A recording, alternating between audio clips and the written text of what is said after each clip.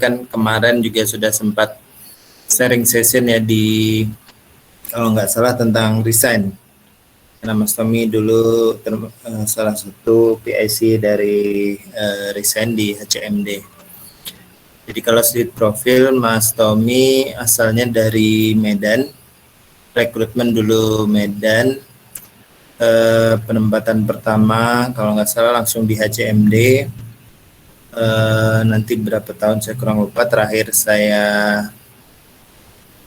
resign itu Mas Tommy masih di sana sampai beberapa bulan atau setahun ya, dan akhirnya pindah ke KCS Medan. Nah, di KCS Medan karena sudah balik kampung, Mas Tommy mencoba memulai usaha. Yang saya tahu sih ada 3 kalau nggak salah. Yang pertama car wash ini, cuci mobil. Yang kedua ada barbershop. Terus kalau ketiga kalau nggak salah ada florist. Saya mantau-mantau aja di IG-nya Mas Tommy. Nah, ini ada, alhamdulillah ada Mas Resman. Ini sohibnya seangkatan sama Mas Tommy, sudah bergabung. Itu, nah nanti mudah-mudahan yang lain bisa gabung. Kita mencoba menggali, nanya kira-kira Mas Tommy ini gimana sih memulai usahanya, kenapa memilih usaha-usaha yang ada ini, bagaimana mempersiapkannya, kemudian setelah berjalan seperti apa, dan kayaknya juga ada beberapa usaha yang bersamaan, gimana cara memanagenya, seperti itu. Nanti coba kita tanya, barangkali nanti bisa menjadi inspirasi buat kita semua.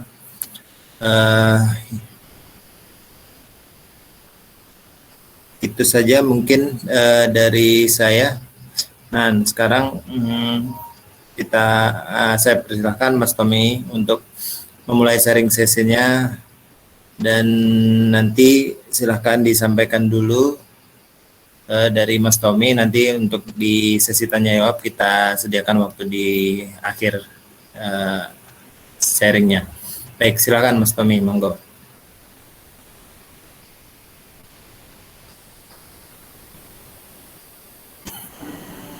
Baik, terima kasih Mas Wahyu kesempatannya. Ini yang kedua kali ya Mas Wahyu ya, Tommy sharing session. Kemarin perihal aturan mengenai resign dan mangkir. Kemudian hari ini jauh dari jauh dari peraturan Bank BTN lah, seperti itu kan? Ya.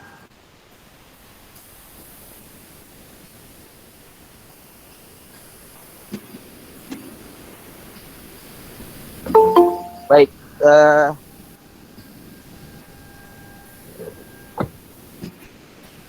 mungkin kami sambil ini ya, ada pula kebutuhan, tapi ditemenin sama istri sih, Mas Wahyu. Lagi di jalan ya, tadi di mobil kayaknya. Iya, tapi sama istri kok yang bawa gitu. Oh gitu, kirain sambil nyetir. Oke, terus jadi gini, mungkin udah beberapa teman sudah mungkin kenal dengan saya. Dulu saya sempat di HCMD itu mungkin kurang lebih 4 tahun. Kemudian saya meminta pindah ke Medan, mengajukan permohonan pindah ke Medan. Alhamdulillah disetujui karena memang ada beberapa alasan. Yang pertama, menjaga orang tua saya. Kemudian kedua adalah ingin melangsungkan pernikahan, seperti itu. Nah, kemudian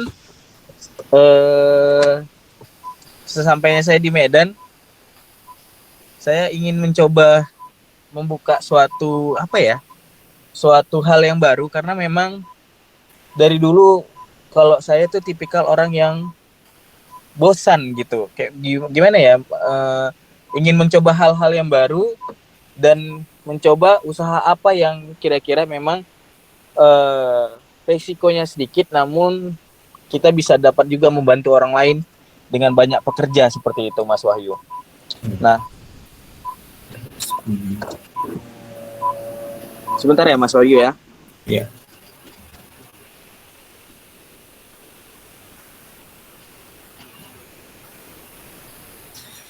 Iya, alhamdulillah 11 orang.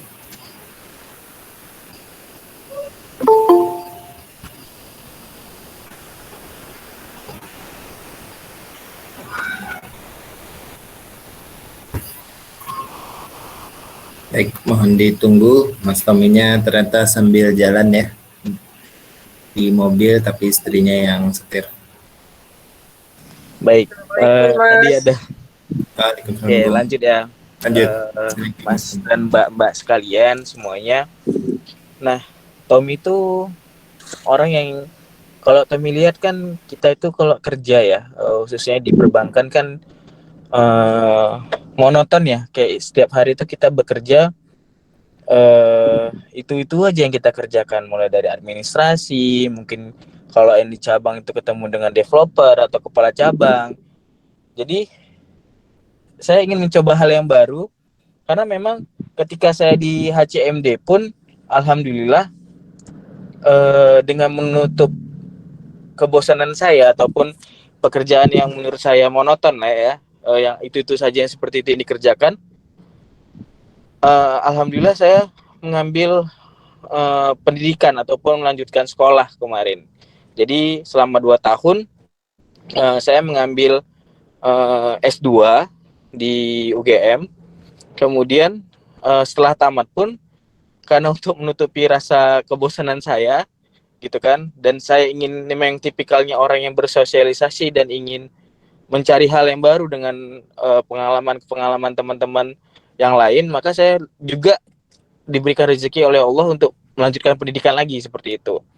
Nah, selain itu juga ada memang pernah teman saya cerita sama saya kan, dia memang orang yang menurut saya alim lah ya, entah benar entah tidak, tapi kata-katanya itu membuat saya membuka pikiran untuk mencari rezeki yang lebih baik gitu kan.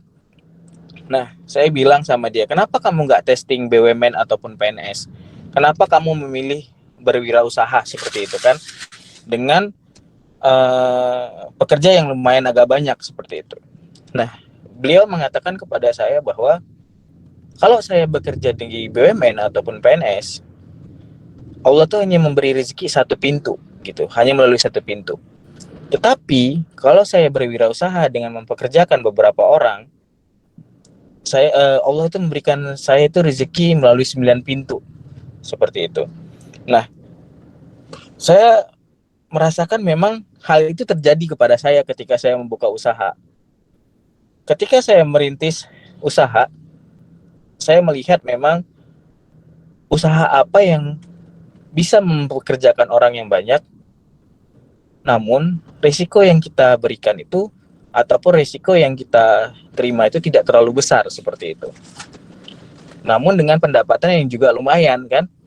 Nah, saya mencoba mencari usaha. Pertama, usaha florist.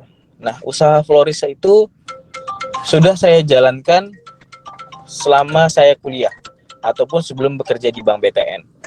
Nah, kenapa alasan saya membuka usaha florist? Usaha florist itu kalau di Medan beda ya dengan Jakarta. Kalau di Medan dia itu sistemnya sewa. Dalam artian satu papan bunga atau satu karangan bunga itu disewa sekitar 100.000. Nah, kemudian kalau dia dua karangan bunga dijadikan satu itu 200.000.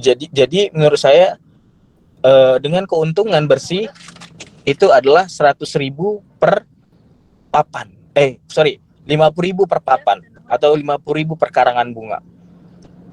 Dengan resiko karangan bunga kita itu tidak busuk, kemudian tidak mudah hilang juga, tidak larut dengan ataupun tidak busuk dengan hujan ataupun keadaan cuaca. Namun orang butuh karangan bunga itu untuk beberapa acara.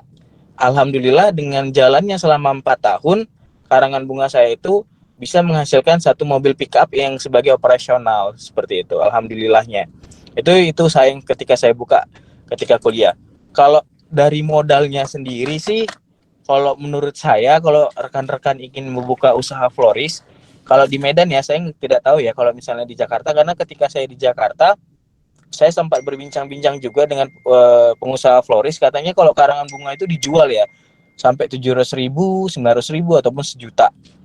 Nah, kalau di Medan sendiri modalnya itu untuk satu karangan bunga itu memang sejuta. Namun karena dia sistem sewa, dia itu apa ya? Karena dia sistem sewa, jadi 100.000 sejuta itu hanya modal awal aja. Itu akan kembali lagi kalau misalnya ada orang yang memesan 10 kali. Nah, sejuta itu include-nya apa aja? Include-nya itu adalah pertama dasar dari karangan bunga itu, kemudian bunga plastiknya, ya udah itu aja udah selesai. Nah, kenapa harga karangan bunga saya 100.000? Karena saya bagi dua dengan orang yang mengarang apa ya, yang membuat karangan bunga itu atau pekerja saya. Jadi sama dia itu adalah 40.000, kemudian 10.000 itu adalah biaya supir dan jaga papan bunga saya ketika ada acara. Nah, itulah keuntungan kalau saya buka karangan bunga ataupun teman-teman buka karangan bunga. Resiko yang kita milikin tidak banyak,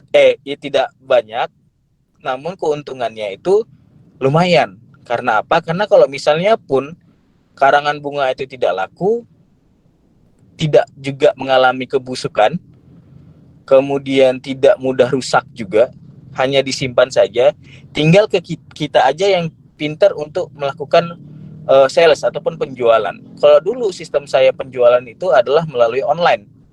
Jadi customer saya adalah teman-teman online juga, kemudian rekan-rekan bisnisnya orang tua saya juga, kemudian teman-teman saya mungkin satu tongkrongan. Nah, jadi selama 4 tahun itu alhamdulillah mulai terkenal nih ataupun sudah terkenal. Nah, karangan bunga saya mulai tidak dapat dijalankan dengan baik ketika saya bekerja di Bank BTN ketika saya di Jakarta.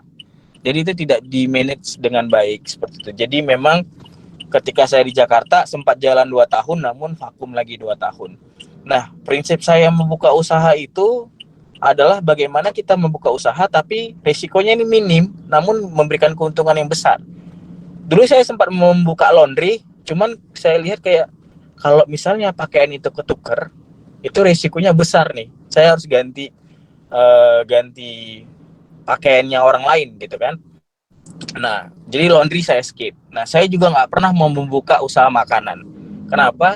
Kalau makanan itu tidak enak, otomatis itu akan menjadi citra yang buruk sih. Ibaratnya orang pasti nggak akan pernah datang lagi. Ataupun citra yang buruk maksud saya, pasti orang tersebut akan menceritakan ke orang lain kalau misalnya tempat saya itu nggak enak makanannya. Jadi agak benar-benar harus mempersiapkan diri kalau memang teman-teman ingin membuka usaha makanan ataupun cateringnya kayak gitu. Jadi memang tidak semudah itu juga sih, karena memang kan banyak zamannya sekarang juga banyak juga orang buka-buka kafe, coffee shop gitu-gitu kan. Nah, ada juga yang memang untuk gaya-gayaan atau memang dia hobi ngopi kayak gitu kan. Jadi ya menurut saya tidak, kalau ingin membuka usaha harus pertama adalah berpikir meminimalisir risiko, itu satu. Yang kedua adalah tempat usaha yang kalian buka kalau bisa adalah tempat sendiri ataupun tidak sewa. Jadi biaya operasional itu paling meliputi biaya listrik, air, dan gaji pegawai, tidak sewa. Kalaupun ingin menyewa, teman-teman harus bisa mengkalkulasikan ya break even point-nya, apakah memang keuntungan dari usaha tersebut dapat menutupi dapat menutupi biaya sewa atau tidak kayak gitu loh. Nah, itu usaha florist. Nah, kemudian ketika saya di Medan, saya ingin juga merambah ke beberapa usaha. Salah satunya adalah barbershop. Kenapa alasan saya ingin berbuka barbershop? Karena ketika saya di Jakarta, saya heran ketika saya sekali pangkas itu, atau potong rambut ya, kalau di Medan istilahnya pangkas kan. Kalau di Jakarta potong rambut sampai 70.000 dengan jasa ya paling cuma potong doang dengan skillnya seperti itu kan lumayan banget kan saya berpikir, karena kita hanya menjual jasa nih, sedangkan barang-barang yang barbershop itu tidak terlalu mahal sebenarnya. Nah, apalagi saya membuka usaha car wash. Nah, kalau car wash ini memang agak lebih besar modalnya karena dan resikonya sangat besar. Apalagi saya membukanya itu memang modal nekat ya. Saya tidak pernah punya basic mempunyai usaha car wash. Jadi memang saya pelajarin dari awal membuka usaha car wash itu. Kalau boleh saya cerita sedikit bahwa saya juga pernah mengalami kerugian ataupun risiko dari car wash itu, yaitu pertama kunci mobil hilang. Mobilnya itu adalah mobil CR-V. Kemudian saya juga pernah pekerjanya juga pernah menabrakkan mobil. Jadi saya mengganti hampir 300.000 atau 400.000 lah. Untungnya kita punya bengkel rekanan seperti itu. Nah, jadi saya membuka usaha barbershop ini ditambah dengan usaha car wash ini yang dengan mungkin modal, kalau car wash ya agak lebih besar. Kalau memang teman-teman ingin membuka usaha steam mobil atau cuci mobil, memang harus, kalau saya boleh runutkan biayanya adalah, kalau hidrolik mobil itu satu sekitar harga 35 sampai 40 juta. Itu udah lengkap. Jadi dengan modal yang, kalau ingin modal 300 atau 400 juta itu sudah cukup memang. Tapi ya teman-teman harus bisa berpikir dua kali kalau memang buka usaha car wash, karena memang untungnya tidak banyak, lumayan, tetapi resikonya yang memang lumayan besar gitu. Jadi teman-teman harus memang memanage-nya dengan baik. Nah, alhamdulillahnya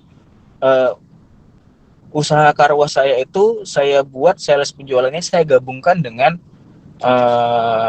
ataupun paketnya itu ada dengan saya paketkan barber atau barbershop, di mana mungkin satu mobil nih, setiap orang yang ingin menyuci mobil ditambah dengan barbershop itu saya kasih harga 70.000. Dia udah bisa nyuci mobil, kemudian dia udah bisa potong rambut. Jadi banyak customer, apalagi anak-anak muda, yang tertarik dengan promo itu. Nah, itu yang pertama. Yang kedua, saya juga membaca pasar nih. Ini kota Medan dengan banyak mobil-mobil online. Nah, sehingga saya membuat paket promo cuci mobil. Kalau di Medan itu rata-rata harga cuci mobil itu dia sampai dengan kisaran 50.000. Itu dia udah paling murah. Dengan hidrolik ya, dia sudah cuci kolong mobil gitu kan. Nah, paling murah itu 50.000. Nah, saya membuat paket dengan saya beranikan, saya berani ngasih ngasih harga kepada pengemudi atau driver online itu, dengan apabila dia mencuci mobil dia dapat 30.000. Nah, kenapa saya bilang seperti itu? Apakah saya rugi? Alhamdulillah tidak, tetapi untung saya sangat sedikit. Tetapi saya memainkan marketing, mereka pasti akan mengajak teman-teman online-nya lagi nih. Nah, itu saya terapkan di bulan kedua dan bulan ketiga saya buka car wash. Alhamdulillahnya, ketika saya membuka usaha itu, walaupun mereka mencuci semuanya 30.000, tapi car wash saya itu kelihatannya rame. Nah, ketika kelihatan rame, mobil-mobil pribadi atau mobil-mobil yang bukan transportasi online, mereka melihat nih, ini car wash kok rame banget kan? Ada apa gitu kan? Pasti mereka akan suatu saat akan mencobanya.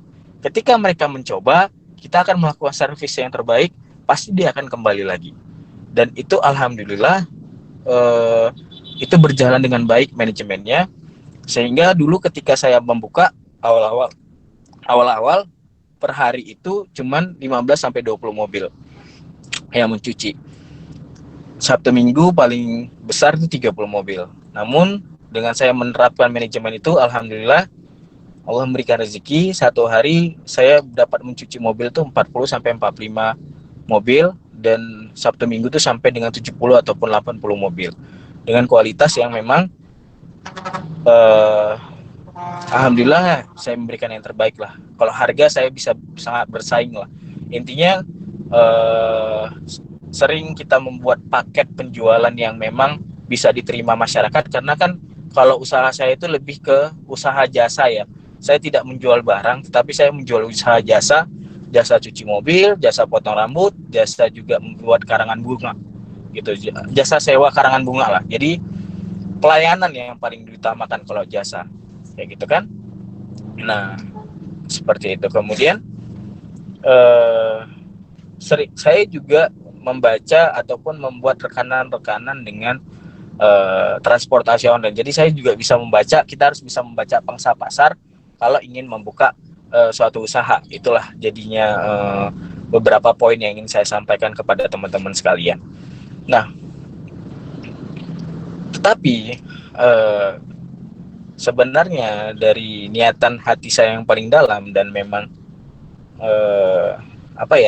saya juga, ibu saya lah ya, terutama sebagai motivator saya, beliau menyampaikan kepada saya bahwa ketika kamu ingin membuka usaha, tanamkan dalam hati kamu bahwa usaha yang kamu buka itu memang ingin memberikan makan kepada orang lain, ataupun setidaknya memberikan kerjaan kepada orang lain. Ketika nanti kamu meniatkan seperti itu, insya Allah akan memberikan rezeki yang sesuai dengan yang kamu niatkan, seperti itu kan.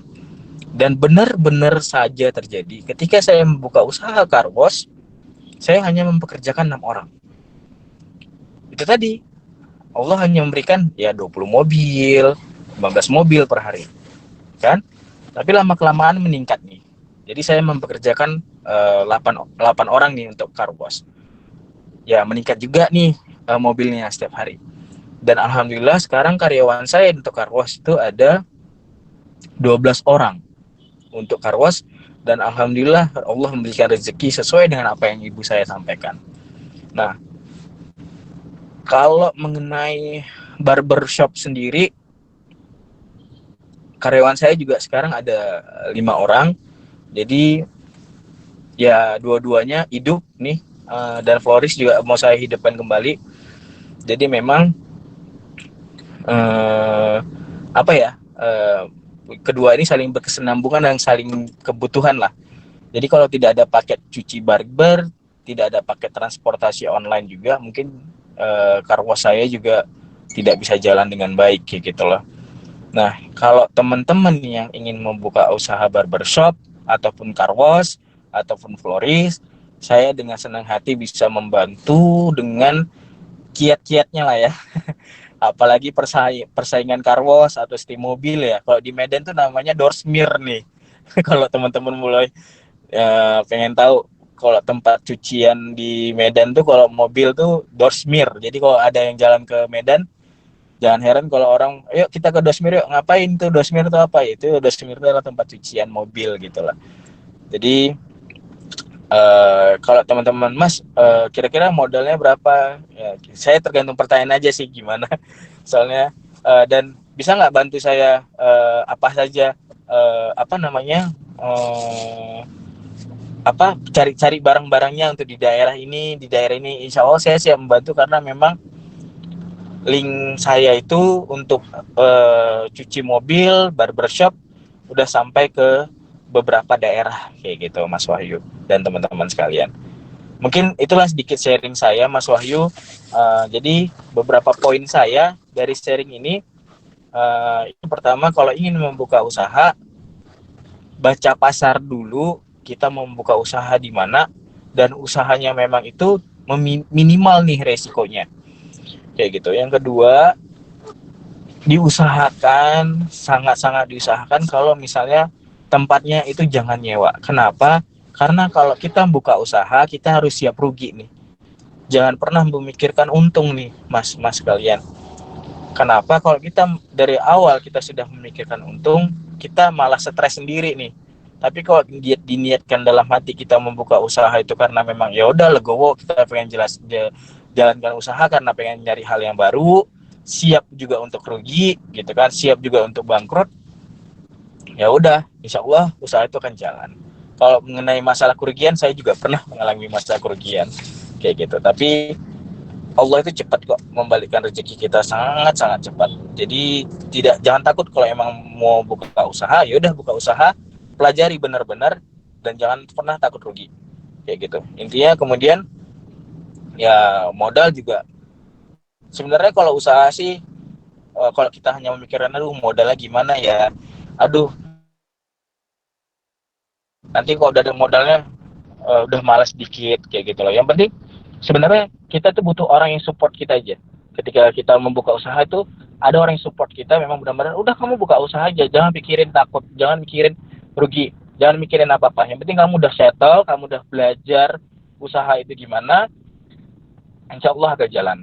Dengan memanagenya bagaimana, memanajemen suatu usaha kita akan tahu sendiri kalau kita udah jalan usaha kita sendiri. Kita juga nggak bisa menyamakan usaha manajemen kita itu dengan manajemen orang lain. Itu nggak mungkin, itu nonsen banget. Jadi nggak mungkin manajemen seseorang itu bisa kita terapkan dengan manajemen usaha kita. Itu tidak bisa.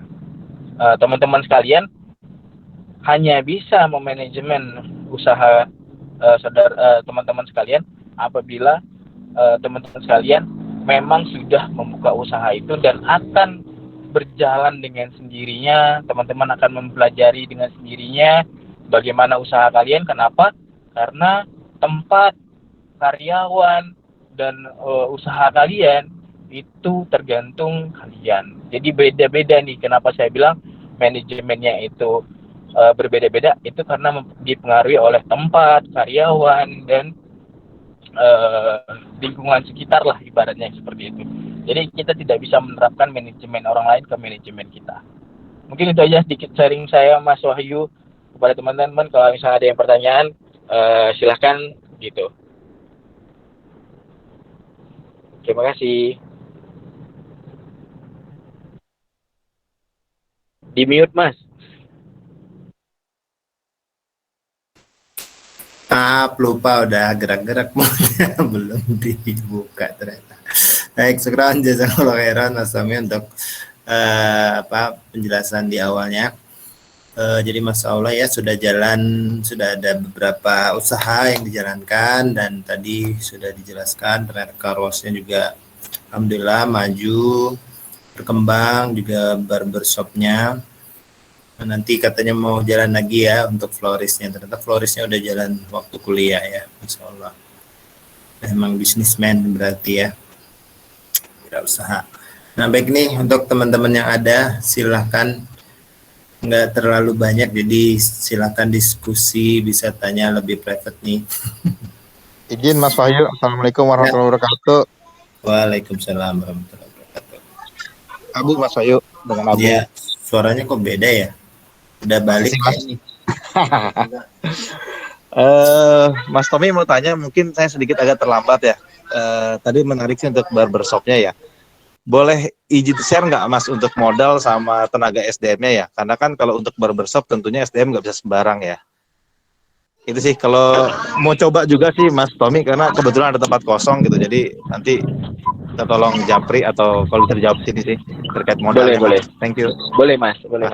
Jadi gini Mas, jadi mengenai modalnya itu tergantung Mas mau buka berapa kursi nih. Dalam artian satu kursi kan pasti satu orang nih, gitu kan. Mas juga ada bisa pasti baca pasar nih. Dalam artian di lingkungan sekitar ini banyak barbershop atau tidak. Nah kalau saya buka 4 kursi, namun yang saya jalankan itu 3. Kenapa saya juga tidak berani nih jalankan 4? Karena memang biaya SDM-nya agak lumayan mahal kayak gitu. Nah, kalau untuk satu kursinya aja Mas, dalam artian satu paket ya, mungkin dari cermin, mungkin dari clipper ya, jadi kalau saya baru tahu kalau misalnya barbershop itu tidak cukup hanya dengan satu clipper nih. Namun dia memiliki alat potong yang lumayan banyak. Itu saya dapat paket, namanya Instagramnya itu barber supply Indo, daerah saya belanjanya pas saya di Jakarta, itu di daerah Jakarta Barat Mas, itu namanya barber supply Indo, ada tuh di Instagram.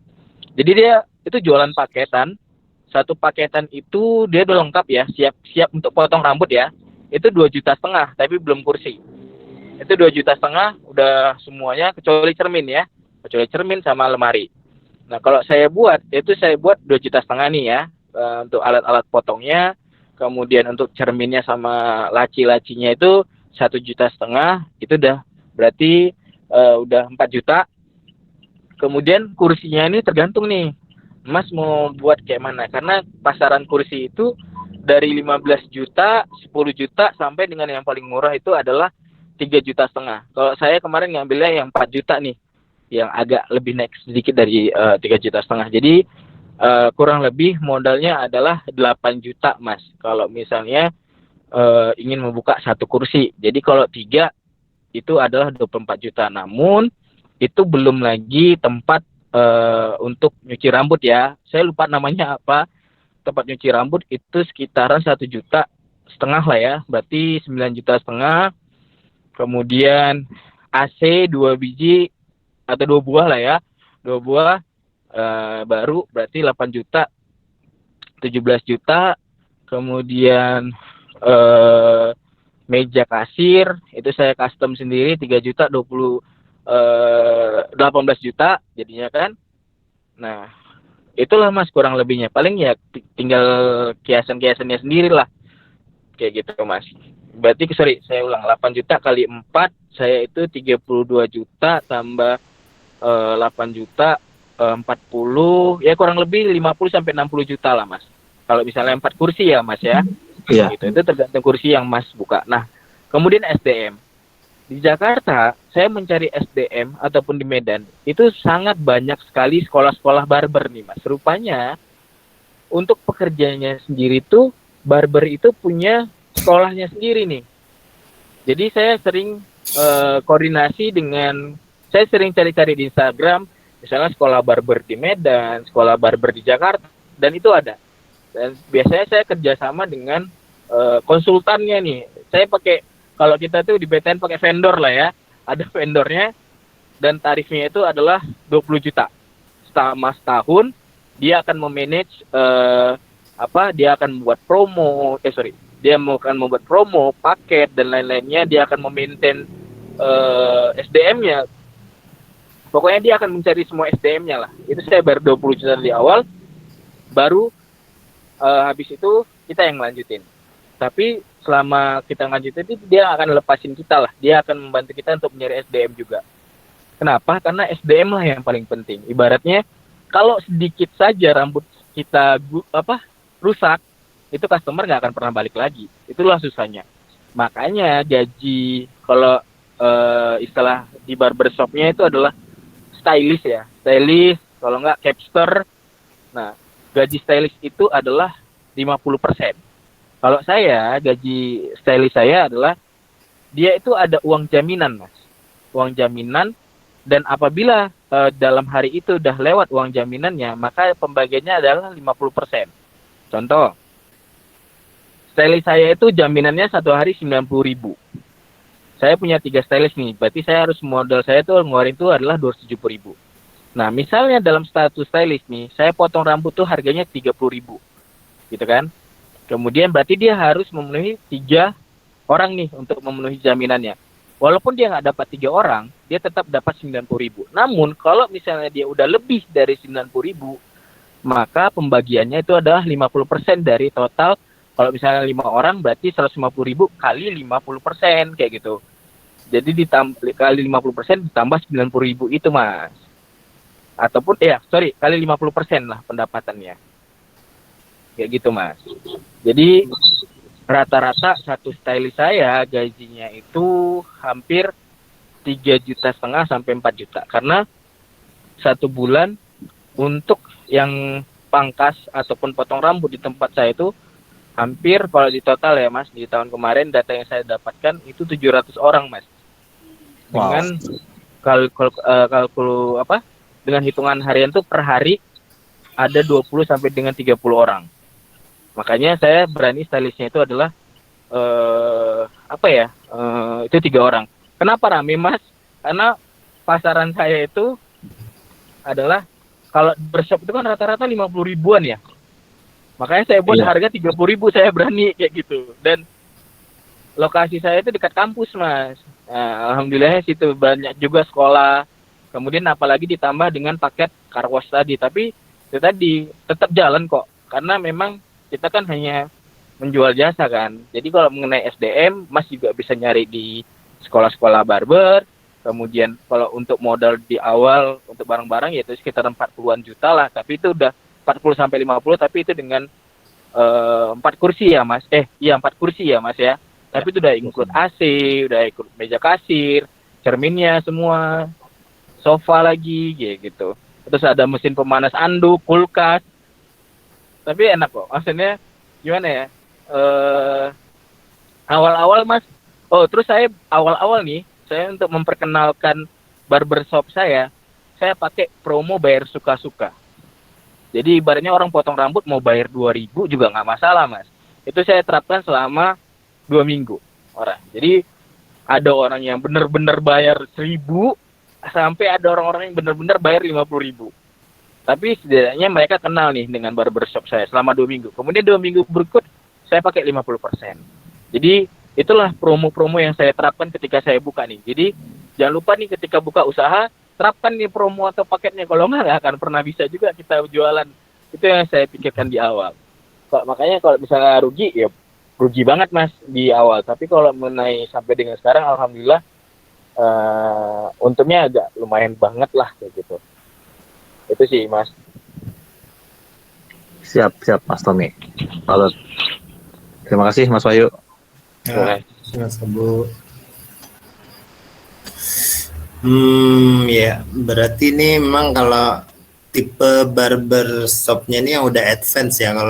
Kalau dengar tadi ceritanya udah segitu lengkap, kursinya aja ada 4, ada dengan cuci juga, AC 2 lagi, gede juga berarti Tom ya tempatnya. Alhamdulillah gede, Mas. Kalau misalnya ingin lihat bolehlah lihat di Tommy Barbershop, ada tuh TUMMYS kemudian Barbershop, ada tuh di Instagram. Ya ada, udah saya share juga di grup itu. Iya. Itu satu tempat sama car wash satu lokasi? Enggak? Samping-sampingan, Mas. Oh iya, makanya saya pikir juga gitu. Tadi kan sambil nunggu juga kepikiran buat cukur ya. Oh iya. Apalagi kan kita identik dengan laki-laki kan. Pasti laki-laki ya kalau nggak potong rambut, ya nyuci mobil gitu. Iya. Hari-hari minggunya kan. Kalau sering ngelihat dulu sih, kalau ya di sini ada, di Bekasi juga ada yang orang memulai tuh minimalis dulu gitu ya. Ada bahkan ya cuma satu kursi aja bahkan, tapi ya ya nggak selengkap itulah. Kadang bisa dengan cuci, bisa dengan nggak cuci. Itu kalau menurutmu gimana? Memulai dengan yang minimalis dulu. Kalau yang minimalis ya, Mas ya. Sebenarnya Mas, mau minimalis ataupun enggak itu sebenarnya tergantung promo kita sih, Mas, ataupun manajemen kita. Kalau misalnya pun satu, tapi orang juga suka dengan lokasi di situ, ataupun orang antri, kayak gitu kan, ya nggak ada masalah sebenarnya mau minimalis. Tapi ada juga yang usaha, ada teman saya, dia buka di salah satu, salah satu di daerah perumahan elit, di Medan tuh namanya Johor. Nah, ada namanya QQ Barbershop. Cuman dia jualannya satu orang pangkas 50.000. Jadi dia tidak ada bedanya dengan barbershop lain. Nah, kalau kita ingin buka, ya kita harus berani, kita punya beda dengan yang lain. Apa itu bedanya? Mungkin dari segi harga, segi pelayanan, ataupun ya beranilah ada home service, atau yang nanti kita sekali pangkas mungkin dapat cemilan, atau gimana lah, yang bisa memang orang pengen balik lagi kayak gitu. Tapi kalau kita buka hanya sama dengan orang lain, itu sama aja, Mas, kita akan bisa segera tutup gitu loh. Iya, betul. Itu sih. Ya, ini orang BTN semua sebenarnya udah diajarin nih kalau buka buka outlet ya, disuruh apa namanya udah lupa. Ya, saya belajar juga sih mengenai cara jualan ataupun marketing dari BTN. Memang banyak banget ilmunya sebenarnya. Baik, monggo yang lain yang ingin bertanya. Ada barbershop, car wash, sama florist tadi. Aku dong Mas Wahyu mau nanya. Ya, silakan Mbak Yusi dulu, nanti Mas. Assalamualaikum Mas Tommy. Mas mau nanya dong, itu florisnya itu bukan di Mas bilang disewain. Itu disewainnya dalam bentuk dekor atau gimana, Mas? Oh ya, waalaikumsalam Mbak. Jadi gini Mbak, Mbak boleh nanti buka di Instagramnya juga Jiliana Floris ya. ZHILLLENA Floris. Jadi gini Mbak, dia dalam bentuk papan, terus papannya itu nanti kayak bener-bener yang jadi itu Mbak, cuman dia kondisinya lebih besar. Nah, kita itu biasanya udah ada tulisannya misalnya nih, selamat berbahagia atas pernikahan. Nah, gitu aja kan. Kita udah ada apanya ya, udah ada template-nya. Jadi kita tinggal ngubah namanya doang nih, Mas. Ngubah namanya doang nih, Mbak. Kayak gitu. Jadi satu papan itulah kita sewain gitu untuk orang lain. Nanti kita antar jam 4 pagi nih. Kemudian nanti sore atau jam 5 atau selesai acara kita jemput lagi kayak gitu. Nah, makanya ada biaya operasional untuk jaga papan itu Mbak. Biasanya ya preman-preman setempat lah kayak gitu loh. Jadi itulah yang namanya disewain Mbak kayak gitu. Oh, terus bunganya itu sintetis ya, bukan bunga asli. Nah, tergantung permintaan customer Mbak.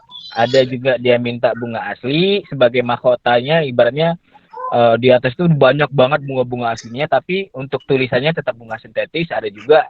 Kemudian ada juga customer yang minta spanduk nih, spanduk dijadiin papannya juga ada kayak gitu loh.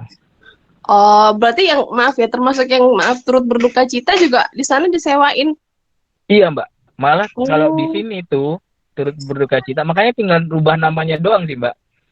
Oh, enggak, tadinya aku mau nanya gini, soalnya kan kalau misalkan dalam bentuk sewa, yang aku pikirkan tuh bisa dalam bentuk dekorasi kan.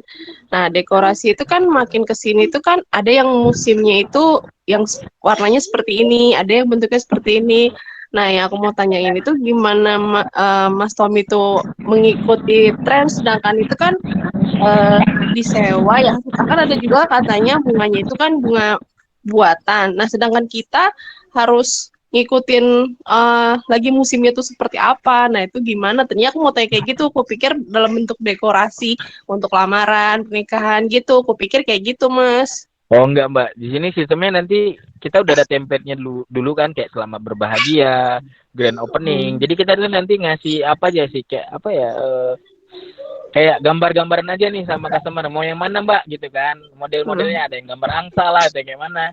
Kita Terus ngasihnya itu kalau sama. kalau misalkan pada saat dipajang, seumpamanya rusak ketiup angin, itu gimana? Nah, itu kan kita kan kayunya kayu berat, Mbak. Biasanya Oh, kita pakai tali terus kita ikatkan di pohon ataupun di tiang-tiang kayak gitu. Jadi nggak akan jatuh gitu, Mbak. oh iya iya iya iya. Oke Ya oke. modelnya gitu. Ya lumayan sih, Mbak. Satu papan untungnya 50.000 lah. Kayaknya di Ya, Jakarta di Jabodetabek belum ada. Boleh deh aku iya, belajar nanti. belum ada sih, Mbak. Cuman ya itu tadi pasti yang lain akan. Saya pernah nih ada cerita lucu. Saya pernah konsumen saya nelpon karyawan saya kan. Mau mesen papan bunga ataupun karangan bunga untuk saudaranya di Medan. Nah, dibilang dia mau mesen kan 2 papan, terus dibilang karyawan saya berapa? 1,8. Nah, terus orang Jakarta yang bilang gini, kok mahal banget? Katanya 1,8, 900.000 deh katanya kayak gitu kan. Hah, 900.000? Oh yaudah Mbak, nggak apa-apa katanya kayak gitu kan. Padahal 1,8 itu adalah 180.000 nih. Salah maksud. Ya udah diambil karyawan saya, cuma saya kan nggak berani apa ya, nggak berani ngambil duitnya. Ya untuk kamu aja deh yang makan, saya nggak berani uang haram itu. Kalau nggak kamu balikin, karena di telepon lagi nomor teleponnya udah nggak ada, udah nggak tahu yang mana, tapi duitnya udah ditransfer kayak gitu loh. Itu sih. Jadi eh, makanya saya baru situ tahu kalau misalnya usaha di Jakarta tuh lumayan mahal banget kalau karangan bunga. Padahal sebenarnya sayang banget kalau di Jakarta saya lihat tuh pakainya pakai bambu ya, itu ya. Kalau di Medan tuh pakai kayu Mbak, bener-bener kayu kayak gitu kan. Iya, Kayu terus kemudian dibuat papan, bukan papan sih, kayak kayu dibuat segi 4, kemudian segi 4-nya itu ditutupin kain gitu Mbak. Ada kainnya, lupa saya kain apa ya. Pokoknya di Medan tuh ada tempatnya deh. Dia kainnya agak tebal, kayak kain lantai gitu ya, kayak ambal-ambal gitulah, cuman agak tebal banget. Baru dicucukin dari pakai apa tuh bunga sintetis. Jadi kita Nah, tuh kalau misalnya customer mau sewa atau mau calling kita kasih cuman kasih apanya aja, gambar-gambarnya mau model apa kayak gitu. oh, tapi perawatan perawatan bunga sintetis itu susah nggak sih, Mas? Nggak ada Mbak, sama sekali nggak ada. Oh, iya iya iya iya. Iya. Nggak ada, makanya saya bilang minimal risiko banget lah. Risiko saya waktu cuma satu deh, kerugian saya waktu buka usaha papan bunga. Papan saya hilang, udah itu aja. Iya. Itu sih Mbak. Ya, oke Mas, makasih. Iya Mbak. Ya, makasih. Jazakallah khairan Mbak Isi. Tadi kalau nggak salah Mas Guntur kayaknya. Assalamualaikum Mas. Mau nanya tapi tadi lupa ya. Iya. Palingan ini aja yang tadi masalah barbershop ya. Emang rencananya kan saya sempat mau buat ini juga ya, barbershop juga di dekat-dekat rumah gitu kan, biar bisa di monitoring lah ya. Nah, yang jadi permasalahan saya memang saya kan sempat riset ya, sempat nanya-nanya ke tukang cukurnya lah ya, yang mungkin masih muda-muda. Itu gimana sih cara perhitungannya? Ada yang namanya bagi hasil gitu kan, sekian puluh persen dari yang kita dapat setiap bulannya dikurangin sama biaya operasional gitu setiap bulannya. Nah, itu kan perhitungan yang dari mereka sampaikan gitu kan. Nah, sedangkan kalau yang dari Mas Tommy buat itu perhitungannya ada perhitungan apa ya, pengurangan pengalian gitu kan, pembagian itu masih belum nangkep sih sama saya Mas, perhitungan yang seperti itu gitu. Itu apakah ada sistem bagi hasil juga dari hasil, contoh target nih dalam satu hari kalian nargetin misalkan 15 orang atau 10 orang gitu ya. Nah, berapa hasil yang dia dapat kalau dia nggak memenuhi target itu, dia nggak dapat sekian puluh persen lagi gitu dari yang sudah dijanjikan berapa puluh persen gitu dalam setiap bulannya gitu. Itu gimana Mas Tommy? Bisa disampaikan apa? Ya, itu aja. Terima kasih Mas. Baik Mas Guntur, terima kasih. Mas Guntur, saya juga pernah ngalamin seperti Mas Guntur nih. Saya pengen buka usaha barbershop, cuma saya nggak tahu mulai dari mana karena saya nggak tahu sama sekali dunia barber. Saya juga nggak bisa nyukur, tapi saya suka cukur rambut nih. Saya suka gaya-gaya rambut kayak gitu kan. Nah, saran saya pertama adalah Mas boleh cari konsultan barbershop ataupun sekolah-sekolah barber nih. Nah, karena memang gini Mas, ribetnya di dunia barbershop adalah kita memanajemen SDM. Kenapa? Karena mereka kan punya skill ya Mas ya, kemampuan. Nah, kemampuannya itu nggak sembarangan. Kenapa saya bilang nggak sembarangan? Ketika kita aja kalau misalnya ada orang yang cukur rambut nih, kemudian rambut kita rusak aja sedikit, kita nggak akan pernah balik lagi ke barbershop itu. Makanya skill yang mereka punya memang sangat-sangat kita butuhkan lah, apalagi di barbershop kan. Cuman itu tadi pembagiannya beda-beda. Ada yang pembagiannya 50-50, ada juga yang kalau saya itu pakai jaminan Mas. Kenapa saya pakai uang jaminan? Karena memang kebetulan stylist saya itu diambil dari barbershop terkenal di Medan Mas. Kenapa diambil dari situ? Kayak kalau di Medan tuh ada Sar Salon, Chaplin, kayak gitu. Itu adalah barbershop yang memang terkenal nih di Medan. Jadi saya tarik nih ke barber kita dengan iming-iming kalian kalau nggak ada customer pun kalian dapat uang jaminan nih 90.000. Nah, kalaupun nanti dapat uang jaminan atau udah melebihi dari uang jaminan 90.000, nanti kita bagi hasil nih 50% gitu loh dari pembagian. Kayak gitu kan. Itu tadi, contoh nih, kalau mereka misalnya mangkas 10 orang atau potong rambut 10 orang, kan dengan harga 30.000 gitu kan 300.000 nih Mas Guntur. Nah, saya bagi lagi nih, jadinya pembagian mereka itu 50% ke mereka. Otomatis 150.000 sama mereka. Jadi melebihi dari uang jaminan 90.000. Namun, kekurangannya adalah kalau misalnya kita nggak ada customer, ataupun mereka cuma duduk-duduk aja nih, gitu kan, mereka dapat uang jaminan 90.000.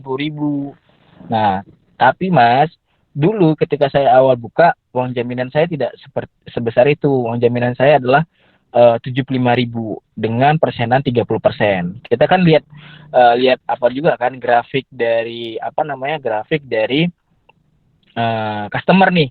Nah, alhamdulillah terus meningkat, makanya saya naikkan juga kesejahteraan mereka. Nah, itu tadi Mas, beda-beda sih. Nah, kalau Mas memang udah niat nih buka dan memang Mas tempatnya juga udah settle, saya saranin buka aja konsultan barbershop nih. Nah, nanti saya bantu-bantu cari deh di Jakarta ada atau tidak. Kenapa?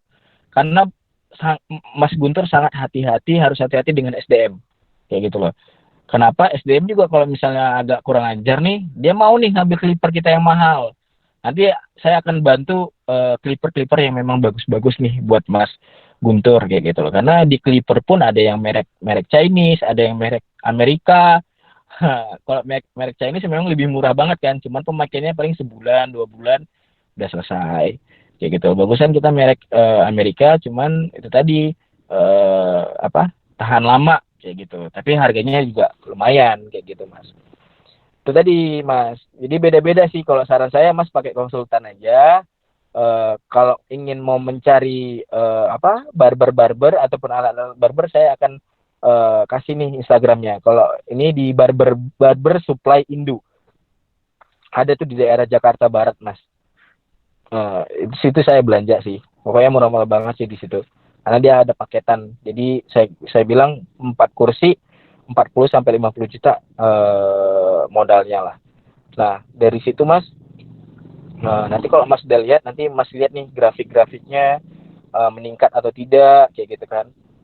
Kalau misalnya Mas mau buka barber, saya sarankan buat promo bayar suka-suka Mas. Makanya di bulan pertama itu saya rugi hampir 2 sampai 3 juta lah Mas untuk bayar bayar stylist, kemudian biaya operasional kayak gitu, hampir 2 sampai 3 juta.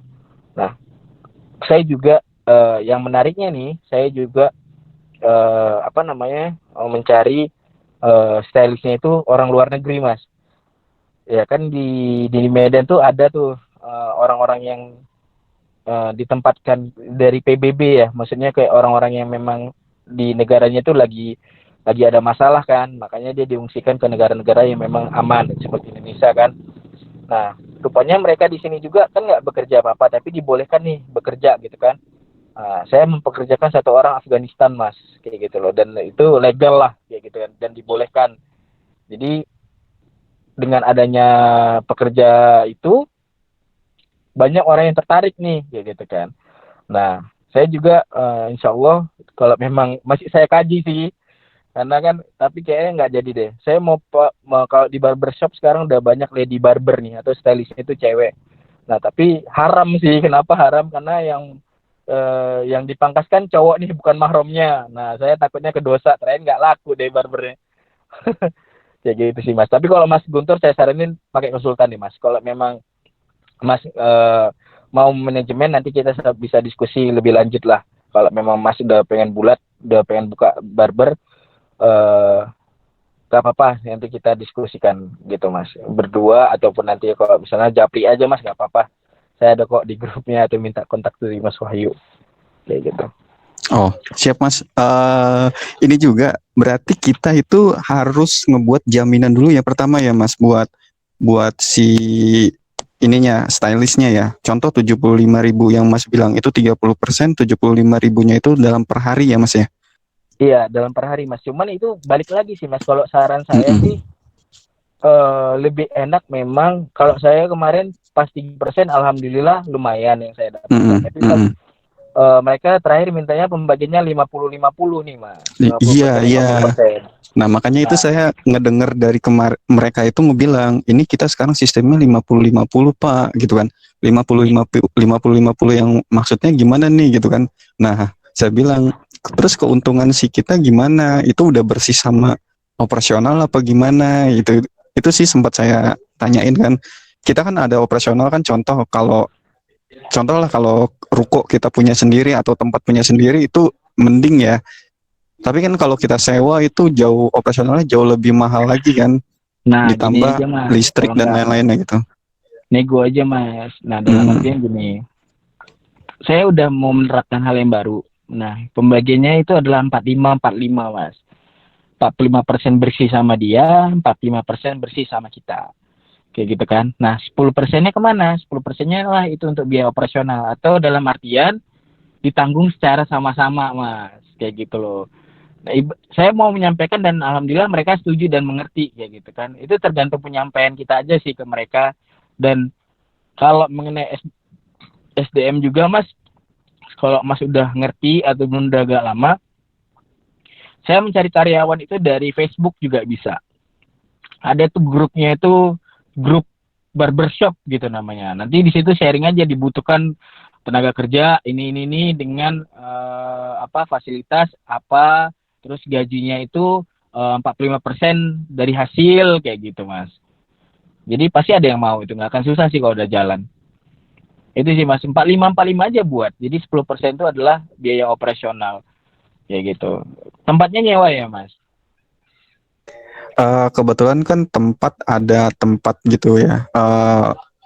Saya sih punya tempat sendiri, tapi memang pengennya biar mereka tahu ini operasional juga kan, buat kita bayar setiap bulan ya, nyicil. Oh Itu sih gitu. Mas. Iya tadinya Oh, gitu loh. ya nggak apa-apa sih. Ya, jangan dibilang itu nyicil loh, punya sendiri ya Iya Mas, sama mereka ya. makanya Bilang aja gini, betul. itu empat Itu puluh lima tetap persen ya sama kalian gitu aja. iya Mau kok itu. itu. Nggak apa-apa tuh Mas. Oke deh. Iya, Coba sudah lah Mas, terbayang enak sih saya. tau.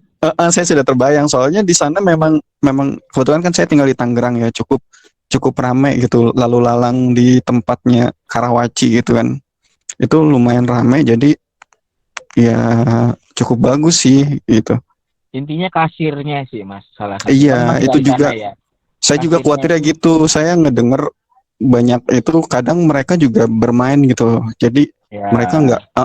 ada berapa berapa orang yang mereka keep gitu buat buat uang makan, uang rokok apa mereka gitu sendiri gitu kan. Oh, biasanya Biarpun itu Mas. Paling CCTV aja.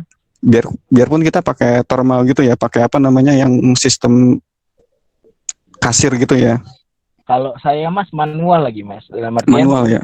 ya customer dicatat nih. Nah kan Mm-mm. kalau saya lagi memang curiga nih atau lagi nggak enak hati, saya akan lihat nih dari CCTV berapa orang nih customer yang pangkas gitu kan, Oke. ataupun yang potong rambut. Misalnya laporan hari ini 30 gitu kan. Mm-mm. Pasti nggak nih saya hitung 30 gitu. Kalau saya sih gitu Mas. Oh oke nih. Berarti harus ada CCTV juga ya Mas ya. Ya, dan kalau bisa Mas harganya berani dulu jauh dari Iya, harga pasaran ya. pasar itu aja. Iya, iya, iya. Kalau saya pernah dengar prinsip Cina sih, sedikit-sedikit tapi sering kayak gitu. Iya, promo dulu ya, sebulan dua Nah, bulan gitu ya Mas ya. Oke, pokoknya oke. kalaupun udah selesai promo pun harganya jangan terlalu tinggi dari yang lain lah.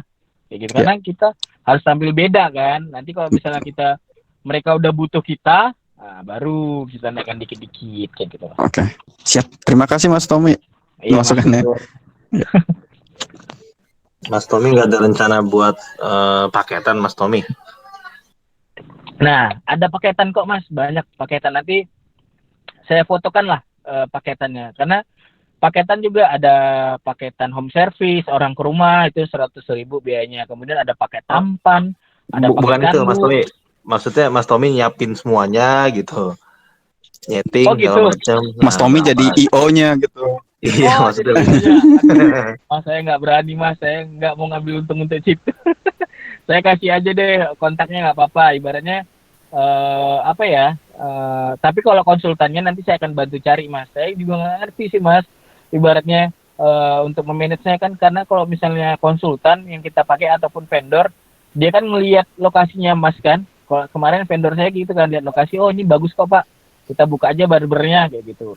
Nah juga bisa juga kayak gitu Mas. Kalau memang kayak gitu saya harus ke sana, tapi saya nggak berani Mas, karena saya belum pernah sama sekali kayak gitu loh. Berarti ada kemungkinan misalkan gini Mas Tommy, kan kita punya aset nih gitu kan.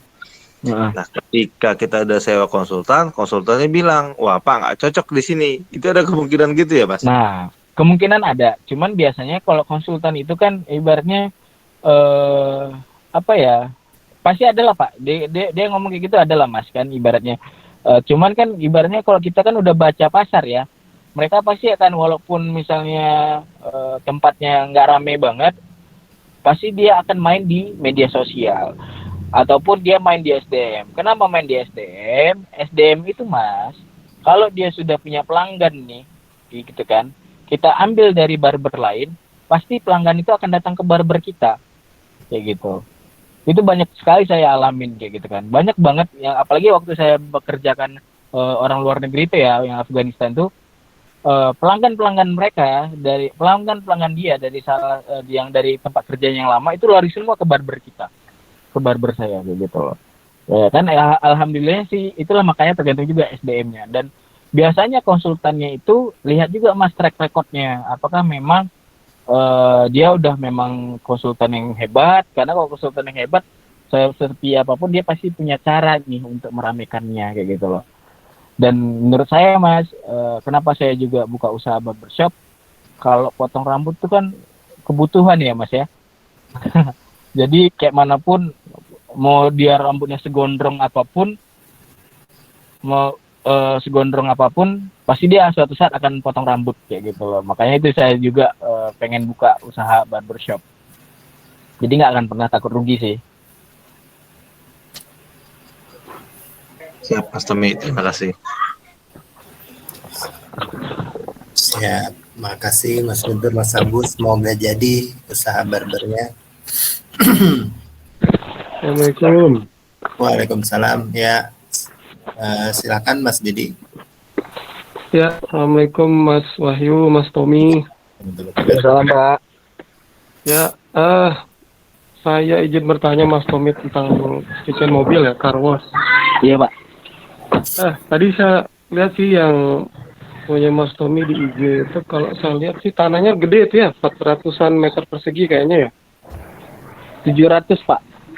Oh, 700.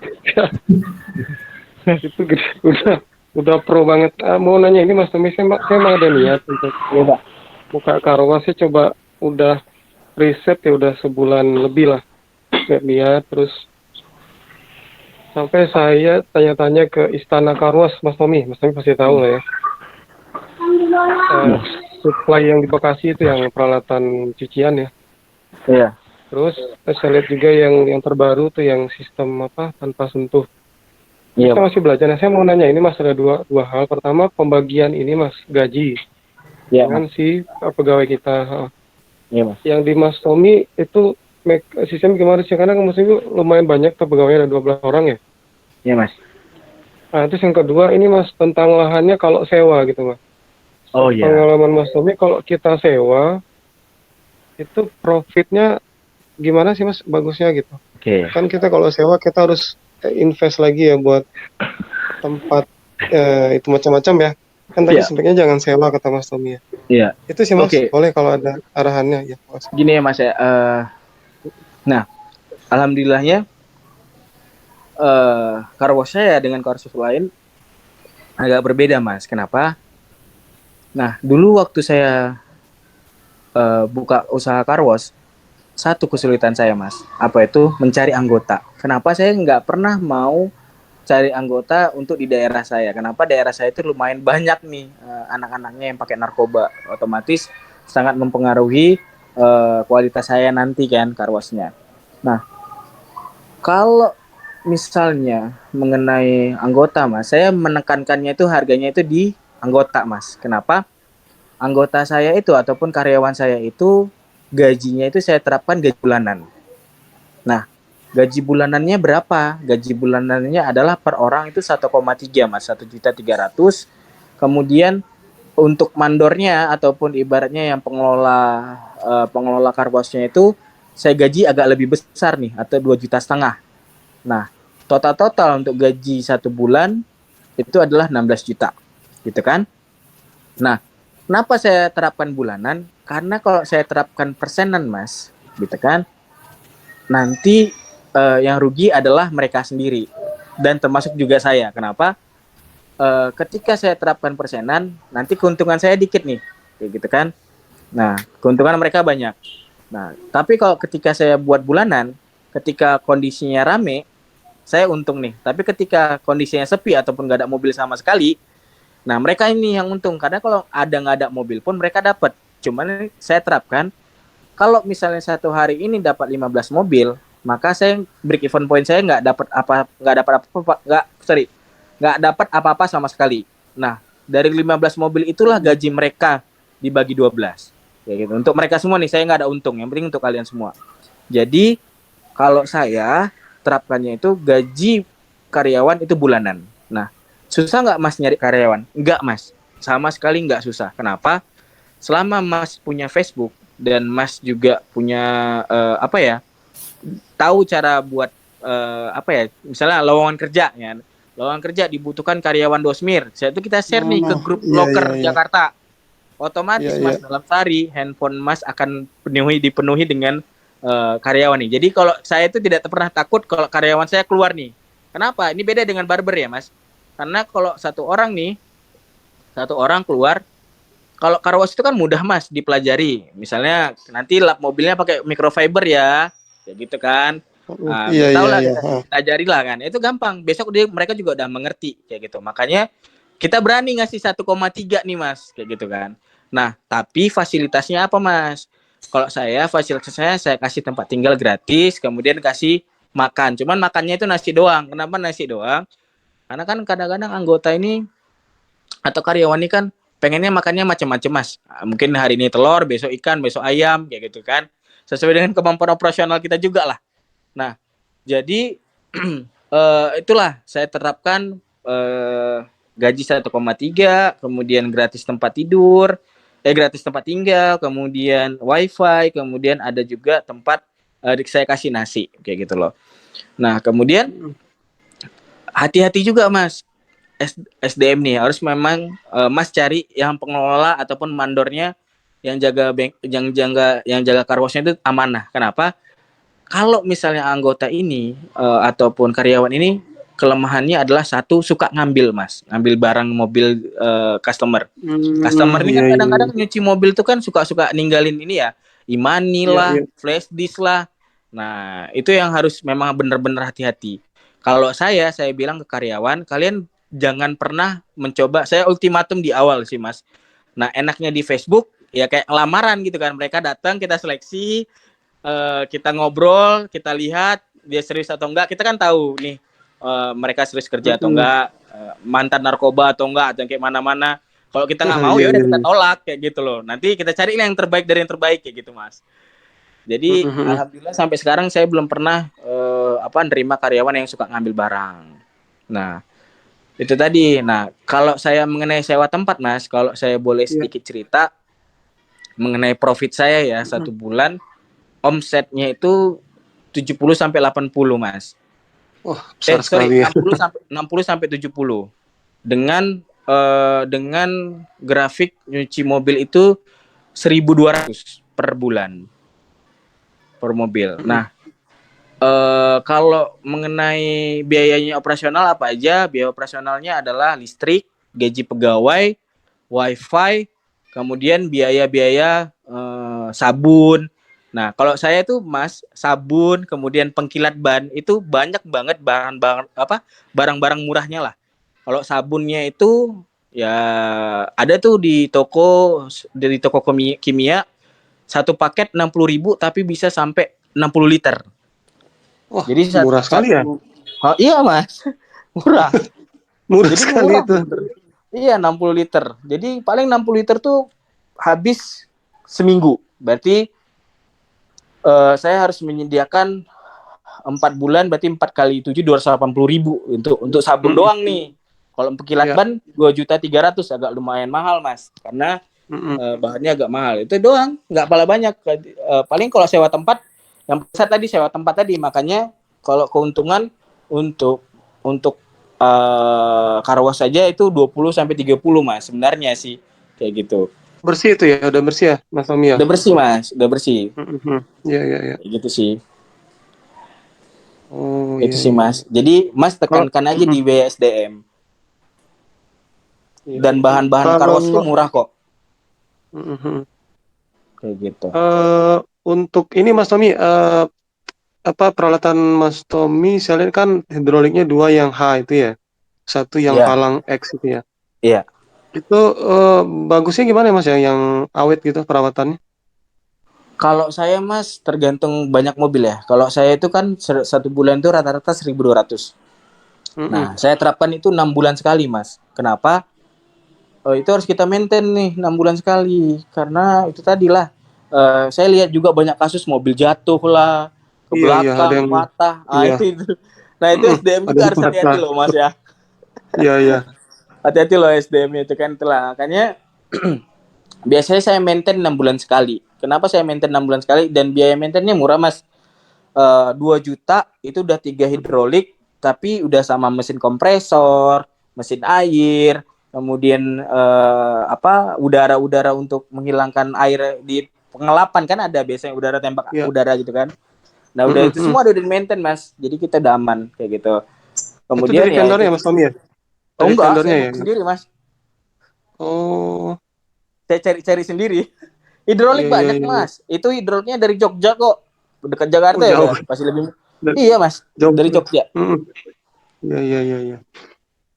Murah Oke Mas, Mas Tommy, gampang. saya kebayang kebayang, udah mulai kebayang.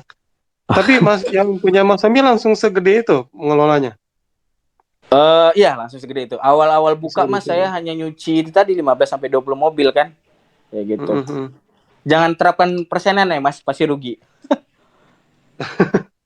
Iya iya Iya, iya. apalagi Soalnya nyewa kan. saya baca itu sih apa? Kayak sistem barbershop tadi misalkan dari 100%, 20% keluarkan operasional, terus Iya. sisanya bagi dua, ada gitu-gitu ya. Iya, iya. Mhm. Sip. Mas Tommy nanti saya izin nanya-nanya di ini ya, saya WA atau di IG ya Mas Tommy ya. Iya, iya. Iya, siap Mas. Boleh, boleh. Sip, sip. Sip. Makasih banyak Mas Tommy, makin sukses Mas. Sama-sama. Assalamualaikum. Amin, Ya, amin. Sukses Assalamualaikum. terus ya Mas juga. Ya, makasih. Ya, Assalamualaikum. Salam. Yuk.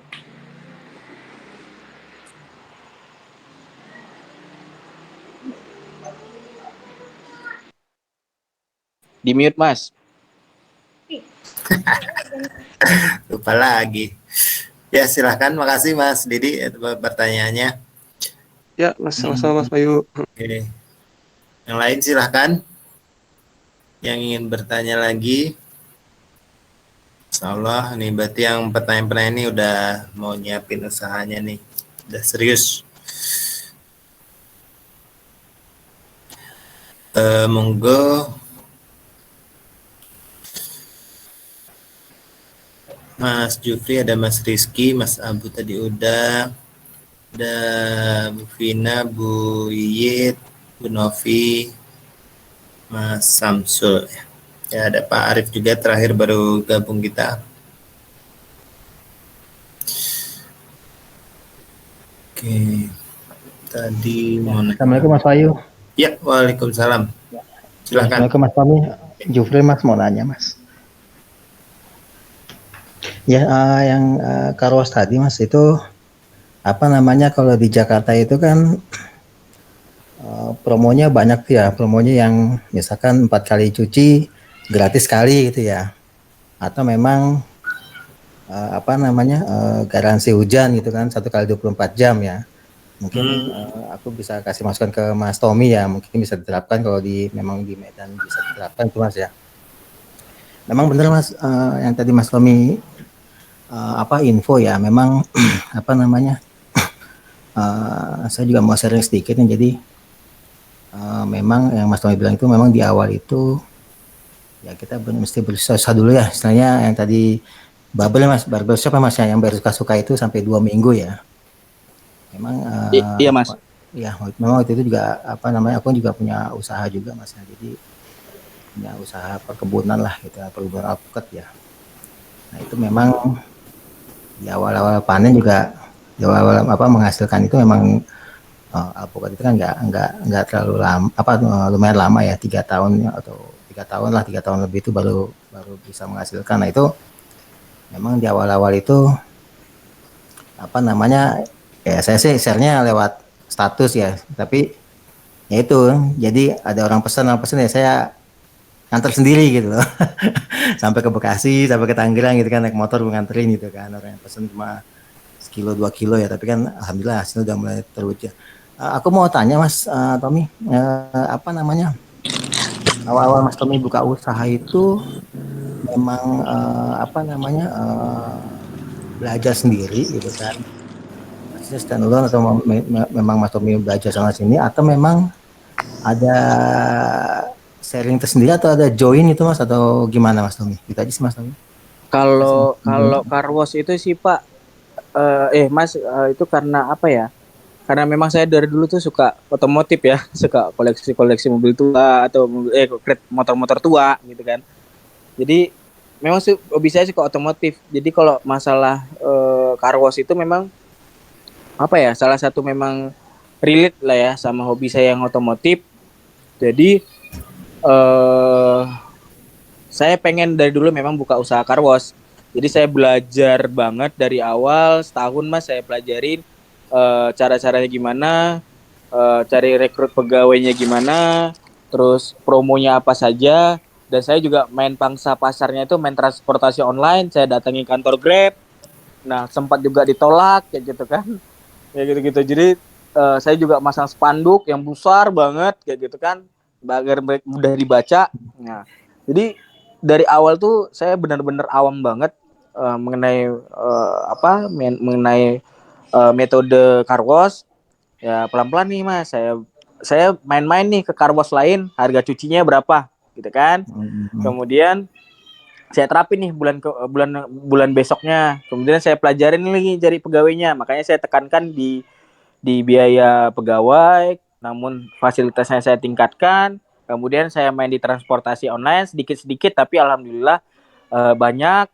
Nah, kemudian yang keempat itu tadi pelayanan. Saya kadang-kadang kalau Sabtu Minggu kalau udah pulang nggak ada jadwal untuk masuk kantor, saya yang turun nih Mas, geser-geser mobil, nyapa customer. Jadi customer tuh rata-rata kenal sama saya, nyaman nyuci di sini kayak gitu sih Mas.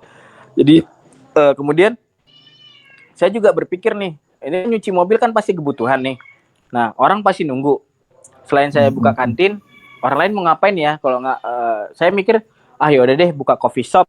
Nah, tapi coffee shop, ketika saya mau franchise, gitu kan, itu banyak banget Mas aturannya. Harus tahu inilah, harus tahu itulah, harus tahu kopi ini, harus tahu kopi itu. Wah, kayaknya ribet banget deh. Dan coffee shop itu kan, kalau orang ngopi itu kan hanya untuk orang-orang tertentu saja kan, belum tentu semua orang suka kayak gitu loh. Terus saya berpikir pas saya potong rambut di Jakarta, loh ini kan potong rambut ini kan kebutuhan nih. Kenapa saya nggak buka barbershop? Saya satukan nih, ya gitu kan.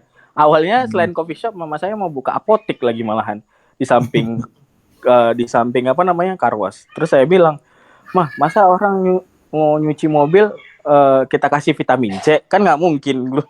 Ya masih harus bisa disatukan dengan paket yang lain lah. Makanya saya buka buat paket barbershop. Nah saya berani nih Mas. Orang lain potong rambut di Medan tuh 50.000, dengan tambah 20.000 saya udah bisa, teman-teman bisa sambil nyuci mobil kayak gitu loh. Ataupun kalau nggak nyuci mobil ya setidaknya refleksi lah ya, pijat kepala, cuci rambut atau gimana-mana gitu. Oke. Siap. Terima kasih Mas Tommy jawabannya Mas. Sama-sama Mas. Terima kasih Mas Jufri atas pertanyaannya. Baik, mungkin ini karena sudah hampir 1 jam 40 menit, kurang ya, tadi agak terlambat, 1,5 jam lah. Dan tadi Mas Tommy juga masih dalam perjalanan ya, nggak tahu nih masih di jalan atau udah sampai tujuan. Mungkin untuk sharing session muamalah malam ini kita akan akhiri. Sebelumnya mungkin sebelum saya tutup, silakan kalau Mas Tommy ada penutup, ringkasan, kesimpulan atau motivasi untuk teman-teman sebelum saya tutup nanti akhirnya. Monggo Mas Tommy. Baik, terima kasih Mas Wahyu. Mungkin sebagai penutup ya Mas Wahyu ya, kalau saya sangat menyarankan teman-teman untuk buka usaha. Ketika pas mau buka usaha pasti ada rasa takut lah, rasa nggak tahu mau ngapain lah, nanti mikir ruginya gimana lah. Kalau saya sih saran hajar aja nih, Yang penting udah settle, udah tahu tempatnya di mana, nggak usah mikir rugi dulu. Rugi udah pasti ada, karena itu resiko usaha. Nah, kalau memang nggak mau rugi ya itu tadi kita kerja di perusahaan jadi pegawai itu udah pasti rutin nih kita dapat bulanan. Tapi kan kadang-kadang kan yang namanya manusia pasti pengen dapat lebih kan. Nah, kalau saya sih memang orangnya apa ya Mas? Saya ingin apa? Saya ingin tidak suka hidupnya monoton atau itu aja. Saya ingin mencari hal yang lebih. Nah, kalau menurut saya teman-teman kalau memang punya prinsip yang sama, yaudah kita buka usaha, kita belajar, kita akan ketemu dengan karakter orang yang berbeda-beda kalau kita buka usaha. Jadi kita tahu nih ngadapin orang lain gimana, kita terjun langsung pelayanannya gimana gitu kan. Jadi jangan pernah takut untuk buka usaha apapun, yang penting break even point-nya harus jelas, kemudian tempatnya harus jelas, terus nanti yang penting relasinya juga harus jelas kan. Terus yang keempat, mental itu akan terbangun sendiri ketika teman-teman udah mau buka usaha kayak gitu loh. Karena kalau belum buka usaha, mental nggak akan pernah kuat kayak gitu loh. Tapi nanti ketika udah buka usaha, mental itu kuat. Saya pernah dengar kata Bob Sadino, sekecil apapun usahamu, kamu adalah tetap bosnya. Itu motivasi saya sampai sekarang gitu loh. Jadi tetaplah kalau ingin berniat untuk buka usaha, mau sekecil apapun modalnya, buka aja usaha biar tidak monoton, karena kan kita tahu kerja kita di Senin sampai Jumat, kita udah tahu mau ngapain, kerja di kantor, pergi pulangnya jam berapa, begitu loh. Dan motivasi saya juga yang lain, kalau ingin buka usaha niatkan ingin memberi rezeki kepada orang lain ataupun memberi makan untuk orang lain gitu loh, atau untuk membuka lapangan kerja. Insya Allah Allah pasti akan bantu dan akan diberikan jalannya kayak gitu loh. Mungkin itu aja Mas Wahyu, terima kasih. Mohon maaf kalau misalnya saya ada salah kata, dan teman-teman yang ingin sharing lagi ataupun bisa langsung kontak saya Japri. Kalau misalnya Mas tolong dong dibantu cari alat-alatnya, hidroliknya lah, kemudian clippernya lah, alat potong rambutnya ataupun florisnya, ataupun kalau mau mengembangkan usaha lain cocoknya usaha apa, nanti Japri kita bisa komunikasi. Saya akan kasih tahu rahasia dapur saya deh kayak gitu. Ini semua saya kasih tahu nih rahasia dapur saya kayak gitu. Jadi saya nggak akan ada saya tutupin. Itu aja sih Mas Wahyu, terima kasih, sukses semua, jaga kesehatan. Semoga kegiatan kita ini diridhoi oleh Allah Subhanahu wa taala, dan dosa kita diampuni oleh Allah Subhanahu wa taala. Amin ya rabbal alamin. Terima kasih Mas Wahyu. Ya, terima kasih Mas Tommy, jazakallah khairan atas waktu yang sudah diberikan. Semoga bermanfaat untuk kita semua, dan kembali lagi semua yang kita lakukan terutama dalam forum grup Semangat Hijrah ini, tujuan akhirnya adalah baik yang hijrah, muamalah ataupun kajian, memudahkan langkah kita, saling menguatkan langkah kita untuk menjalankan ketaatan kepada Allah, yaitu sesuai dengan tujuan kita. Semoga kita bisa terlepas dari pekerjaan ribawi, bisa taubat segera. Dengan usaha ini kita bisa melepaskan pekerjaan kita, dan ya intinya tadi benar kata Mas Tommy dengan panjang lebar, dan ujungnya adalah tawakal dan doa untuk usaha kita tadi untuk taat kepada Allah Subhanahu wa taala. Baik, demikian kami tutup majelis hari ini dengan doa kafaratul majelis. Subhanakallah bihamdik, asyhadu an la ilaha anta, astaghfiruka wa atubu ilaik. Saya ucapkan terima kasih, jazakumullah khairan atas semua peserta. Wassalamualaikum warahmatullahi wabarakatuh. Waalaikumsalam. Waalaikumsalam warahmatullahi wabarakatuh. Waalaikumsalam warahmatullahi wabarakatuh.